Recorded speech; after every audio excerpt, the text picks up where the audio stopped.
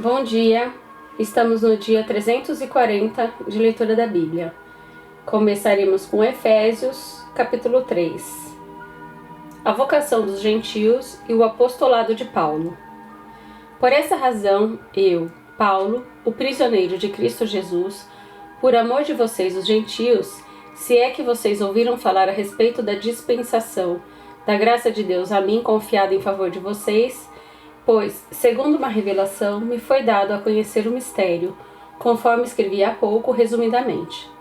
Ao lerem o que escrevi, poderão entender a minha compreensão do mistério de Cristo, o qual, em outras gerações, não foi dado a conhecer aos filhos dos homens, como agora foi revelado aos seus santos apóstolos e profetas pelo Espírito. O mistério é que os gentios são co-herdeiros, membros do mesmo corpo e coparticipantes da promessa em Cristo Jesus por meio do Evangelho, do qual fui constituído ministro conforme o dom da graça de Deus a mim concedida, segundo a força operante do seu poder.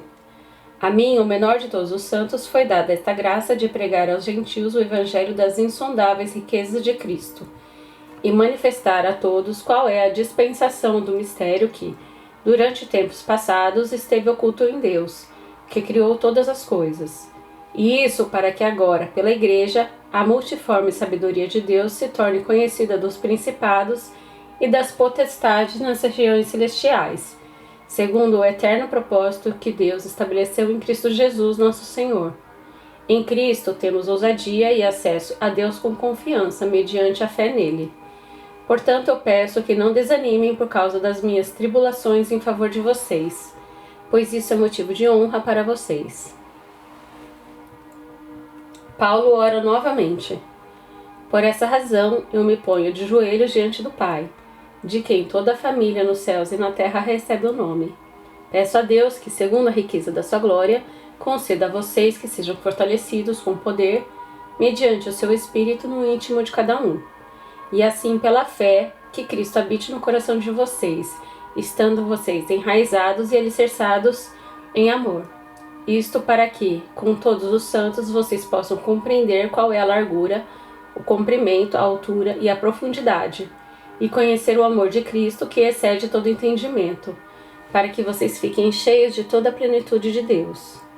Ora, aquele que é poderoso para fazer infinitamente mais do que tudo o que pedimos ou pensamos, conforme o seu poder que opera em nós, a ele seja a glória na Igreja e em Cristo Jesus, por todas as gerações, para todo sempre. Amém. Ezequiel, capítulo 8. A idolatria em Jerusalém. No 6º ano, no 6º mês, aos 5 dias do mês, quando eu estava sentado em minha casa e os anciãos de Judá estavam sentados diante de mim, aconteceu que ali a mão do Senhor Deus caiu sobre mim.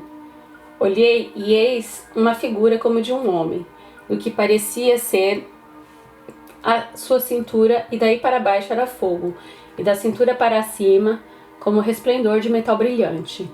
Ele estendeu algo em forma de mão e me pegou pelos cachos dos meus cabelos. O Espírito me levantou entre a terra e o céu, e me levou a Jerusalém em visões de Deus, até a entrada do portão do pátio de dentro, que dá para o norte, onde estava colocada a imagem dos ciúmes, que provocava o ciúme de Deus. Eis que ali estava a glória do Deus de Israel, como na visão que eu tive no vale. Ele me disse: Filho do homem, olhe para o norte. Olhei para lá, e eis que do lado norte, junto ao portão do altar, na entrada, estava essa imagem dos ciúmes. Então ele me disse: Filho do homem, você vê o que eles estão fazendo? Veja as grandes abominações que a casa de Israel faz neste lugar, para que eu me afaste do meu santuário, pois você ainda verá abominações maiores do que essas. Ele me levou à entrada do átrio. Olhei e eis que havia um buraco na parede. Então ele me disse: Filho do homem, escave aquela parede. Escavei a parede e eis que havia uma porta. Ele me disse: Entre e veja as terríveis abominações que eles fazem aqui. Entrei e olhei. Eis que na parede, em todo o redor, estavam gravadas figuras de animais que rastejam, e de animais impuros, e de todos os ídolos da casa de Israel.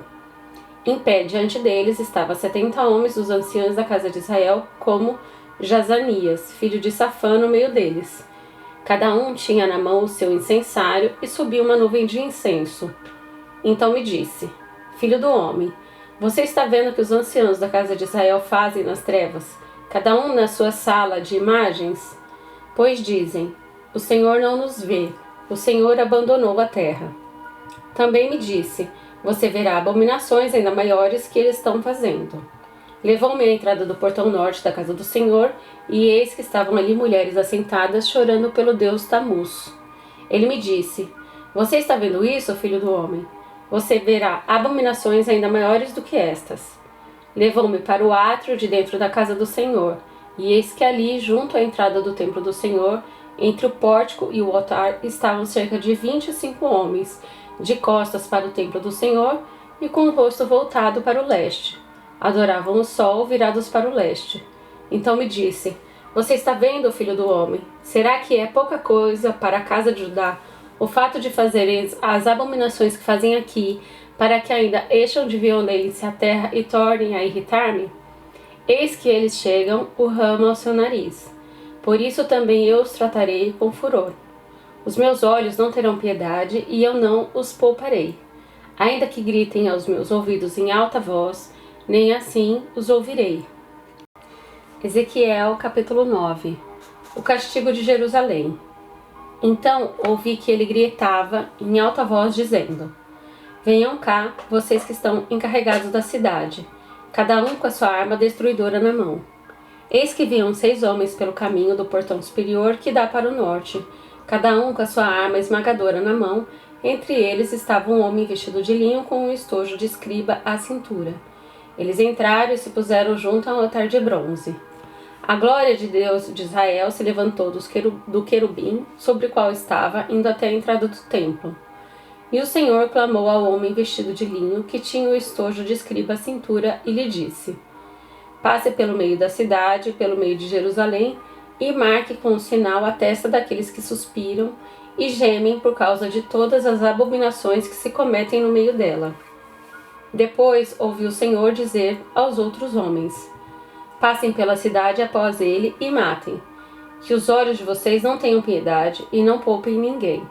Matem os velhos, os jovens, as moças, as crianças e as mulheres, até exterminá-los.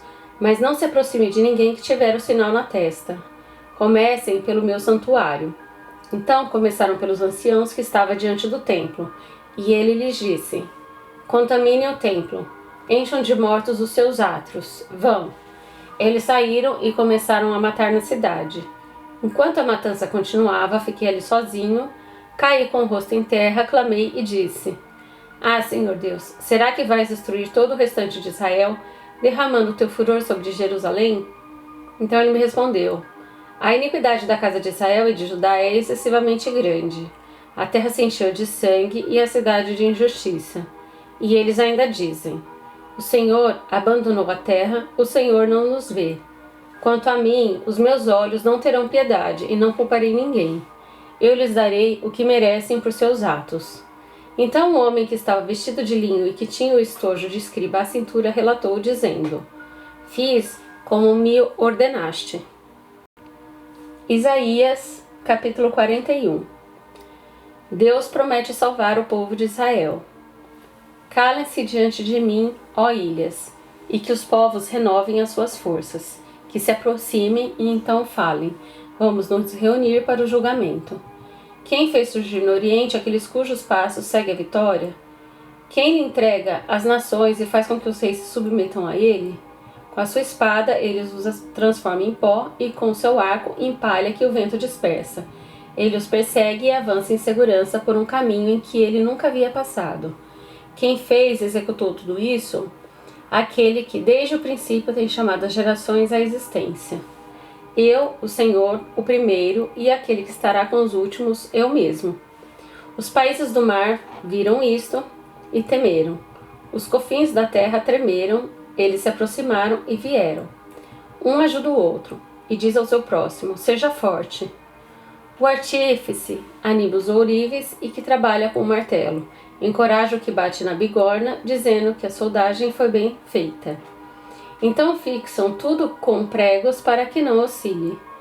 Mas você, Israel, meu servo, você, Jacó, a quem escolhi, você, descendente de Abraão, meu amigo, você a quem eu trouxe dos confins da terra e chamei dos seus cantos mais remotos, e a quem eu disse, você é o meu servo, eu o escolhi e não o rejeitei.